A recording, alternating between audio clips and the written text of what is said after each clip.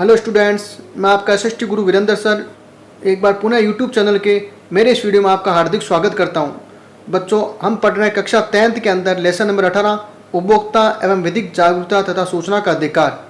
इससे पहले हमने 2 वीडियो में उपभोक्ता का अर्थ, उपभोक्ता शोषण के कारण, उपभोक्ता शोषण के प्रकार और शोषण को रोकने के जो उपभोक्ताओं को अधिकार दे रखा है और उपभोक्ता के जो कर्तव्य है उनको हमने इससे पहले के 2 वीडियो में पढ़ चुके हैं।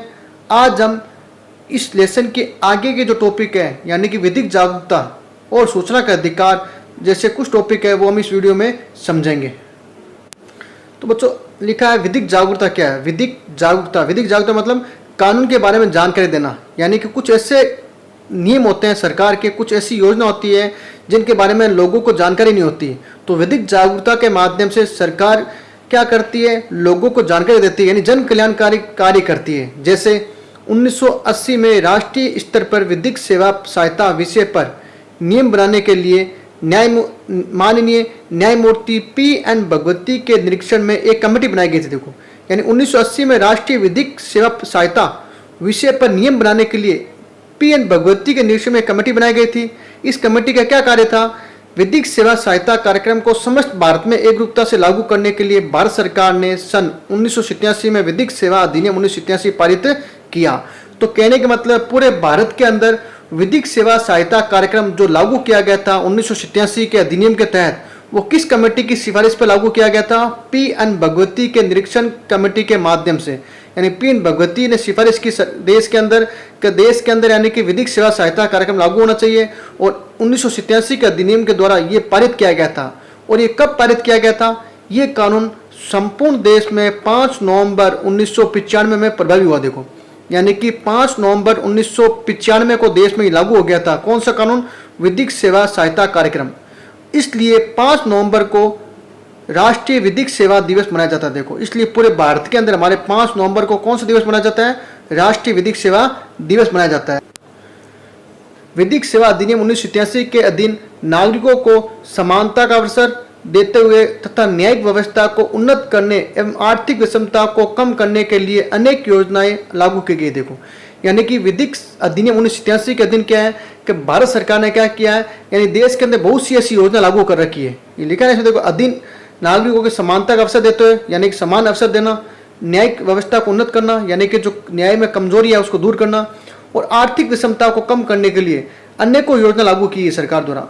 ये योजना आपके गरीब लोगों के लिए, अनुसूचित जाति के लिए, जनजाति के लिए, आदिवासियों के लिए, विकलांग के लिए, श्रमिक के लिए, वर्जन, महिलाओं, बालकों, अन्य कमजोर वर्गों के लोगों को लाभ देने के लिए केंद्र व राज्य सरकार ने कई जन कल्याणकारी योजना बना रखी है। देखो, यानी कि हमारे देश के अंदर राज्य सरकार और केंद्र सरकार ने बहुत सी योजना लागू कर रखी है गरीबों के लिए।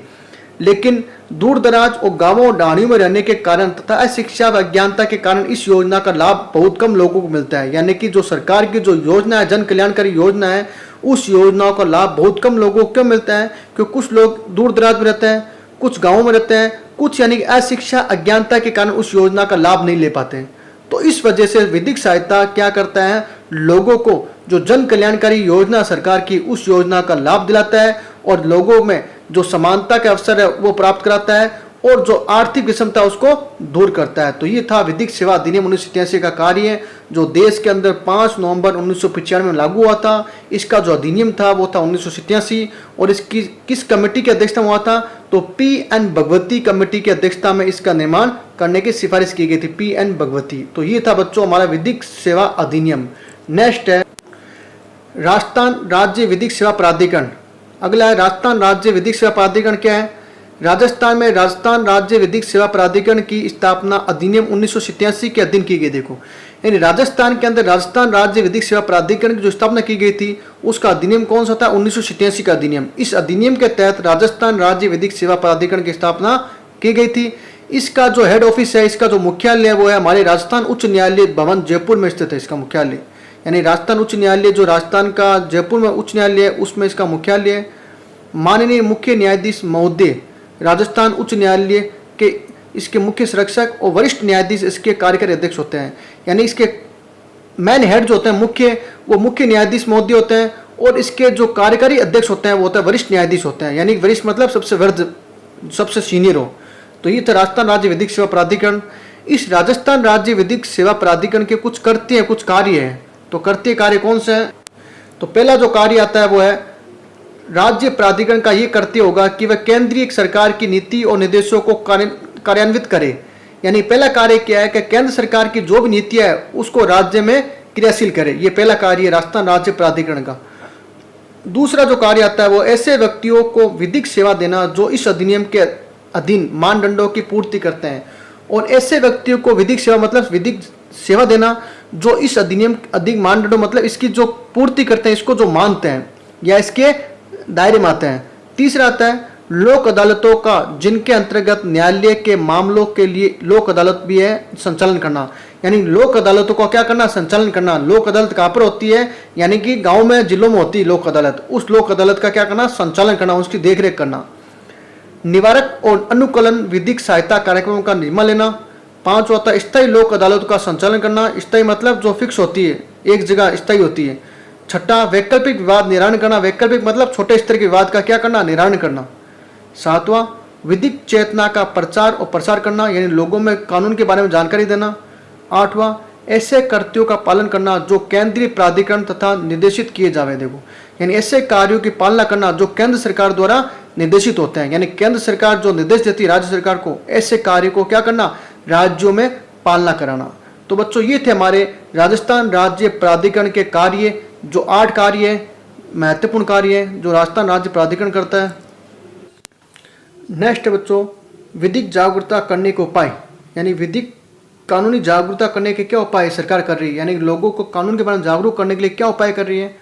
न्यायिक अधिकारीगण और विधिक जागरूकता टीम द्वारा विद्यालय, महाविद्यालय एवं सार्वजनिक स्थानों पर विधिक साक्षरता शिविरों का आयोजन किया जाता है। देखो, यानी कि सरकार विधिक जागरूकता अभियान शुरू करने के लिए उसने लोगों को विधिक जागरूकता देने के लिए क्या कर रखा है, उनके जो अधिकारी या जो कर्मचारी होते हैं वो क्या करते हैं, विद्यालय में, महाविद्यालय में, सार्वजनिक स्थानों पर क्या करते हैं, शिविर आयोजन करते हैं। उन शिविरों के माध्यम से लोगों को कानून के बारे में जागरूक करते हैं। दूसरा, 8 मोबाइल वैनों के माध्यम से गांव गांव में संचल लोक अदालत और विधिक जागरूकता अभियान चलाया जाता है। देखो, यानी सरकार ने क्या कर रखा, 8 मोबाइल वैन की स्थापना की है। वो डोर टू डोर यानी गांव में घूम घूम कर क्या करती है, लोगों को लोक अदालत और विधिक जागरूकता के बारे में जानकारी देती है। तीसरा, आकाशवाणी, दूरदर्शन, कम्युनिटी रेडियो पर नियमित कानून की बात साप्ताहिक कार्यक्रम का प्रसार किया जाता है।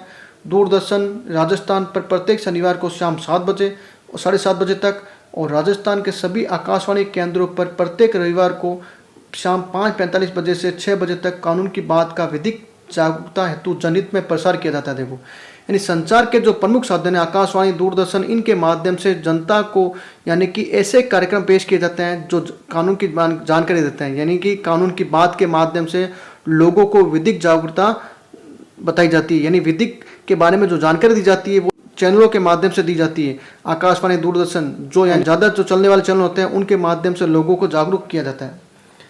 चौथा पॉइंट आता है, जिला विधिक सेवा प्राधिकरण द्वारा पर्चे, लघु पुस्तिकाएं छपवाकर वितरित की जाती है। और सरकार क्या करती है, यानी पर्चे और लघु पुस्तिका छपवाकर भी लोगों को क्या करती है, विधिक जागरूकता करती है। उन पैम्पलेटों के माध्यम से, उन लघु पुस्तिकाओं के माध्यम से लोगों को कानून की जानकारी दी जाती है, कानून के बारे में नियम बताए जाते हैं। तो ये सारे जो कार्य हैं वो विधिक जागरूकता करने के उपाय हैं। ये उपाय कौन करता है, सरकार द्वारा किया जाता है, ताकि लोगों को कानून की जानकारी प्राप्त होती रहे। नेक्स्ट छात्रों, बाल विवाह प्रतिषेध अधिनियम 2006। 21 वर्ष से कम आयु का लड़का तथा 18 वर्ष से कम आयु की लड़की की शादी बाल विवाह कहलाती है। देखो, यानी भारत के अंदर 21 साल से कम आयु का लड़का और 18 वर्ष से कम आयु की लड़की हो तो उसको बाल विवाह कहते हैं। ये दंडनीय अपराध है। नियमानुसार बाल विवाह करने पर माँ बाप को 2 साल की कड़ी सजा, 1 लाख रुपये जुर्माना या दोनों हो सकते हैं। देखो, यानी 21 साल से कम का लड़का और 18 वर्ष से कम की लड़की अगर दोनों का विवाह होता है तो वह दंडनीय अपराध माना जाता है 2006 के अनुसार। इस पर माता पिता को यानी कि सज़ा दी जाती है, या तो 2 साल की कड़ी सज़ा होगी या फिर 1 लाख का जुर्माना होगा, या फिर दोनों में से दोनों सज़ा हो सकती है आपके। तो ये आपके बाल विवाह प्रतिषेध अधिनियम 2006 के अंतर्गत ये नियम लागू देश में हो चुका है। फिर आता है नकल विरोधी कानून। नकल विरोधी कानून क्या है, राजस्थान सार्वजनिक परीक्षा अनुसूचित साधनों पर रोक अधिनियम 1992 के अनुसार परीक्षाओं के दौरान नकल एवं अनुचित साधनों के प्रयोग करने पर 3 साल तक की सजा का प्रावधान किया जाएगा। यानी कि राजस्थान के अंदर राजस्थान सार्वजनिक परीक्षा के दौरान 1992 में ये कहता है कि अगर बोर्ड की परीक्षा के दौरान कोई विद्यार्थी नकल करते हुए पाया जाता है या अनुचित साधनों का प्रयोग करते हुए पाया जाता है तो 3 साल तक की उसको सजा दी जाती है और नकल करने वाले छात्र के विरुद्ध आपराधिक प्रकरण दर्ज किया जाता है और उसे स्कूल से भी क्या कर दिया जाता है, निष्कासित कर दिया जाता है, यानी निकाल दिया जाता है। तो नकल करते समय यानी कि नकल करते पकड़े जाने पर या अनुचित साधनों का प्रयोग करने पर विद्यार्थी को 3 साल तक की सजा और स्कूल से निष्कासित किया जाता है। नेक्स्ट टॉपिक है सूचना का अधिकार। सूचना का अधिकार क्या है? तो सूचना का अधिकार क्या है बच्चों? भारत के संविधान के हर नागरिक को बोलने की स्वतंत्रता दे रखी है। जनता टैक्स देती है, इसलिए जनता को ये जानने का अधिकार है कि उसके द्वारा चुकाई गई रकम सही कामों पर खर्च हुई है या नहीं हुई है, कामों की गुणवत्ता कैसी है, सरकार की जनता के प्रति पूरी जवाबदेही है या नहीं है। किसी भी नागरिक द्वारा मांगने पर सरकारी अधिकारी कर्मचारी द्वारा सूचना देनी होगी। सूचना या जानकारी लेना नागरिकों का अधिकार है, यही सूचना का अधिकार है। सूचना का अधिकार तो बच्चों सूचना के अधिकार के माध्यम से आप सरकार के नियमों विनियमों के बारे में जानकारी प्राप्त कर सकते हो। सरकार जो भी नीति लागू करती है उसके बारे में आपको जानकारी है कि आप उस नीति को जानकारी प्राप्त कर सकते हो और सरकारी अधिकारी को ये पूरा अधिकार है कि आपके द्वारा मांगी गई सूचना की रिपोर्ट आपको टाइम पर या समय पर देते रहे। सूचना का अधिकार अधिनियम 2005 क्या है? तो यहाँ लिखा है लोकसभा द्वारा ये कानून 15 जून 2005 को पारित हुआ, यानी देश के अंदर जो लागू हुआ था लोकसभा के अंदर, लोकसभा द्वारा तो इसको 15 जून 2005 को पारित कर दिया। राष्ट्रपति के मंजूरी के बाद में ये कानून पूरे देश में 13 अक्टूबर 2005 को लागू हुआ। वेरी मोस्ट डेट है ये, यानी कि लोकसभा ने 15 जून 2005 को इसको पारित किया, लेकिन राष्ट्रपति के मंजूरी के बाद में ये पूर्णतः देश में लागू हुआ था 13 अक्टूबर 2005 को। सूचना के अधिकार अधिनियम 2005 के तहत देश के नागरिकों को निम्नलिखित अधिकार दिए हैं। अब वो कौन कौन से अधिकार है? जो अधिकार है, पहला अधिकार आता है हमारा, हर नागरिकों को यह अधिकार है कि राज्य सरकार और केंद्र सरकार के किसी भी विभाग अथवा कार्यालय से सूचना प्राप्त कर सकता है। देखो, दूसरा, कोई भी नागरिक दस्तावेज या रिकॉर्ड देख सकता है और दस्तावेजों की प्रमाणित प्रतियां यानी कि फोटोकॉपी ले सकता है। कामों को भी देख सकता है, काम में आने वाली सामग्री के नमूने ले सकेगा, कंप्यूटर सीडी या फ्लॉपी की सूचना ले सकेगा। और छठा जो पॉइंट लिखा हुआ है, मजदूरी के मस्ट्रोल, लॉन्ग बुक, टेंडर के दस्तावेज, केस बुक, विभाग की योजनाएं आदि की जानकारी लेने का अधिकार है। तो बच्चों ये हमारे सूचना के अधिकार के तहत यानी कि 13 अक्टूबर 2005 को देश में लागू हुआ था। इस अधिकार के तहत यानी कि भारत का कोई भी नागरिक सरकार से ये यानी कि जो भी सूचना वो प्राप्त कर सकता है, यानी उसको पूरा अधिकार है कि देश की जो भी नीति निर्माण होती है उस सरकार के जो नियम होते हैं उसको जानकारी प्राप्त करने का पूरा अधिकार है। और हमारी सरकार को भी पूरा अधिकार है कि मांगी की सूचना को पूर्णतः सही तरीके से जनता को पेश किया जाए। नेक्स्ट है सूचना प्राप्त करने का तरीका, यानी देश के अंदर सूचना व्यक्ति किस प्रकार प्राप्त कर सकता है, उसका क्या तरीका है। अगर देश में कोई व्यक्ति सूचना प्राप्त करना चाहता है तो उसे निर्धारित प्रपत्र पर आवेदन पत्र देना होगा। देखो, यानी कोई नागरिक सूचना प्राप्त करना चाहता है तो निर्धारित प्रपत्र मतलब कागज पर आवेदन पत्र देना होगा।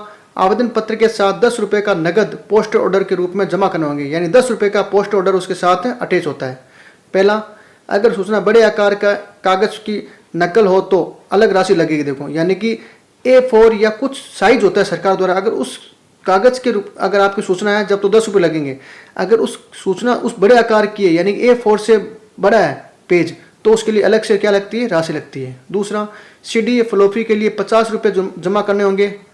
फोटोकॉपी 2 रुपये प्रति पृष्ठ होगी, यानी एक पेज के रुपये 2 रुपये लगेंगे।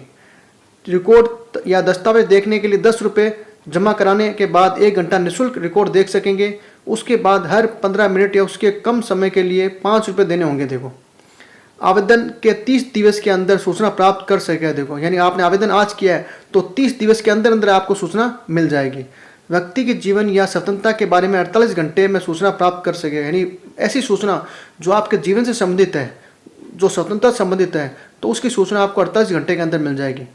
सहायक सूचना अधिकारी 35 दिन में सूचना मंगवा कर देगा आपको, यानी जो सहायक सूचना अधिकारी है वो आपको 35 दिन के अंदर अंदर सूचना ला के देगा। समय अवधि के अंदर सूचना न मिलने पर सूचना देने से इनकार माना जाएगा। और आपने अप्लाई किया सूचना लेने के लिए और सूचना आपको समय पर नहीं मिली तो वो आपको सूचना देने से इनकार माना जाएगा। तो उसके खिलाफ आप क्या कर सकते हो, न्यायालय में शिकायत कर सकते हो उस व्यक्ति के खिलाफ, उस संस्था के खिलाफ। तो ये पॉइंट थे हमारे सूचना प्राप्त करने के तरीके कि एक व्यक्ति किस प्रकार सूचना प्राप्त कर सकता है, उसके ये 8 पॉइंट हमारे सूचना प्राप्त करने के तरीके। तो बच्चों ये था हमारा लेसन नंबर 18 जो आज कंप्लीट हुआ भाग 3 के रूप में, यानी कि उपभोक्ता विधिक जागरूकता सूचना का अधिकार। इस लेसन से संबंधित आपको कोई समस्या हो तो मुझे कमेंट बॉक्स में कमेंट कीजिए। आपको मेरा वीडियो कैसा लगा मुझे ज़रूर कमेंट कीजिए और मेरे इस वीडियो को आप ज़्यादा से ज़्यादा शेयर कीजिए। और आप मेरे नेक्स्ट वीडियो से जुड़ना चाहते हो तो आप मेरे इस चैनल को सब्सक्राइब कीजिए ताकि आप मेरे नेक्स्ट वीडियो से जुड़े रहो। आगे के वीडियो में हम नेक्स्ट टॉपिक लेंगे। तब तक के लिए जय हिंद, जय भारत।